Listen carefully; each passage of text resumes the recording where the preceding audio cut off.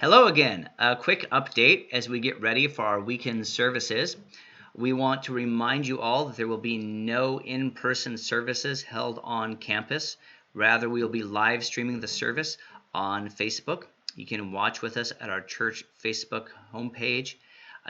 The sermon will also be posted there after recording, so you can go back and watch it. But also it will be available on our website.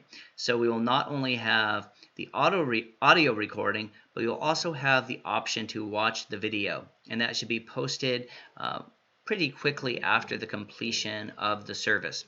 So you can watch it at that time or at your convenience throughout the day.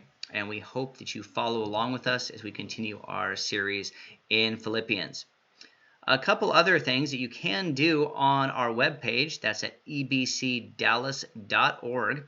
A couple things you can do there is, other than watch the sermon, we are going to be uploading a children's packet. It may not be uploaded till Monday morning, as this is our first go around, but some things that you can for the Bible lesson, go ahead and download, perhaps print off, so that your children can having the experience of church while they can't be together with their friends.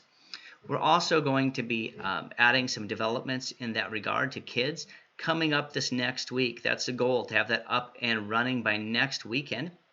In the meantime, we just encourage you all to make sure you take time with your families to get together, to have a Bible study or a lesson with one another, particularly for children who don't get to go to the regular children's church or Sunday school hours. One other thing on the web page, on the front page, you can also contribute to the church. We now have online tithing. Since we can't pass the plates around anymore, we want to remind everyone that there are still expenses and needs and ministries that need to be funded, that the costs of those activities and staff and missionaries don't go away just because we can't meet in person.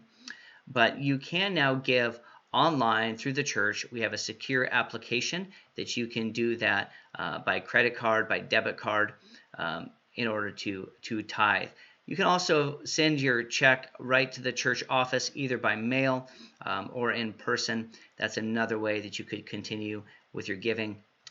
We're not asking for money for those of you who may be visiting here, just trying to figure out who we are, but just for our church family and members who are committed to what we're doing, we want to let you know how you can go about with your tithes and offerings during this time. Please be in prayer for one another. A lot of people are isolated and can't be having any sense of normal relationships.